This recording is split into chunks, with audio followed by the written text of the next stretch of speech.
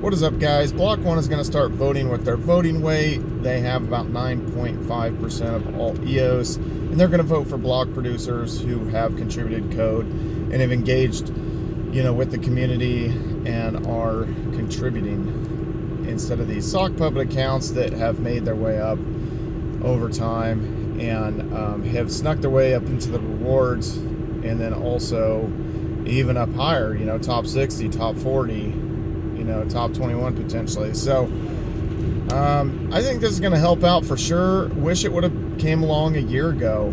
We needed it a year ago. When I went to the EOS hackathon in Australia and in San Francisco, this topic got brought up in both of those hackathons, just about all these sock puppet accounts and kind of vote trading and stuff like that amongst some of those top block producers. So it has been an issue since the inception, and probably because of the SEC situation with Block 1, they felt like they couldn't vote with their voting weight until now, but now they're going to vote. So hopefully that rectifies some of the situation, and hopefully things don't get worse and it gets better from here. Now, we didn't see a big pump in the price or anything from this news. I think that people, I don't know, might just be, there's a lot of this news that they're not really looking at, or people are just sitting tight with their funds. It's really hard to say. Now, on to other news, as far as Bitcoin prices, it always cracks me up how many predictions are out there for Bitcoin and what the price is going to be. And I think that even at this point, we're almost midway through November, and people are sitting there saying, hey, where's the big pump? Where's the big pump? And it was kind of funny. I actually did watch a Chico Crypto video, and he was citing someone on Twitter that was like, we'll never see Bitcoin below 9,000 again or something.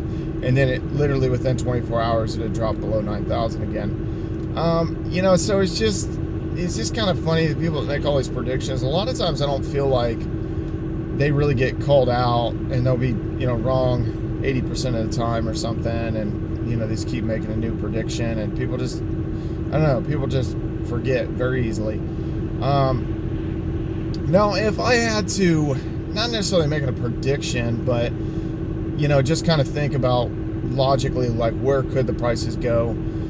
Going down to 6,000, I just think that's just infinitesimally small, like that would happen. The 7,400 mark and all that, like Ethereum, $160 Ethereum kind of here lately was sort of what I would consider as low as it could go. Now, could I be wrong? Yeah, sure. Some huge whale or something could lay a penny on the train track and see if somebody picks it up and see if he can, spook a bunch of people. But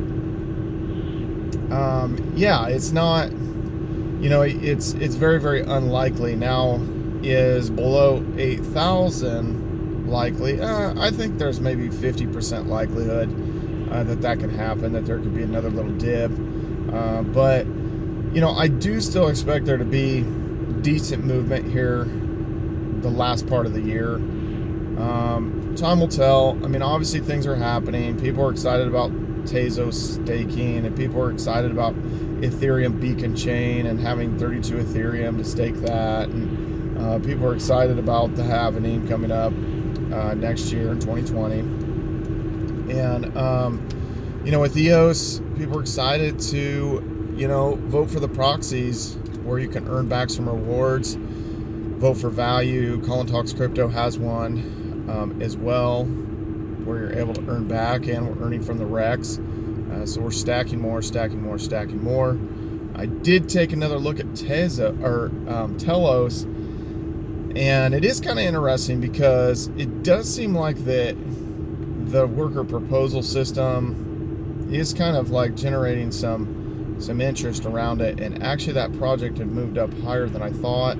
You can earn a lot, like a very good percentage off of utilizing the Rex contract over on Telos, and they've made it so there's no inflation over on that chain at this given time. So It is kind of interesting. It's not on any kind of what I would consider major exchanges, whether that be, any of the fiat gateways, obviously Coinbase, Kraken, Uphold, those kind of things. And it's not on anything like Bittrex, doesn't seem to be on Binance, anything like that. It seems to be on like CoinTiger and like, Nudex and Chain Rift or something.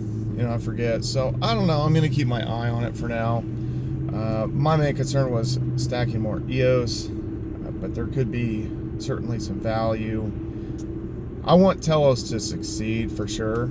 I think there needs to be a secondary chain. It's, EOS.io software, and I know there's some others. There's a BOS, and there's Warbly, and all this other stuff. But I think that Telos actually has, a good chance to become kind of that secondary chain that's the most important. So anyway, guys, what do you think? What do you think about Block One using their voting power, and what do you think about anything, the world? What's going on today? Let's not get political though, because it's like that's all I hear around here. Just people talking about this impeachment stuff, guys. So anyway, guys, have a good day. Hope there's not snow where you're at. There was snow here and it's very cold. So follow me on all social media at Brian Phobos, YouTube, Instagram, Steam it, Twitter. See you guys later.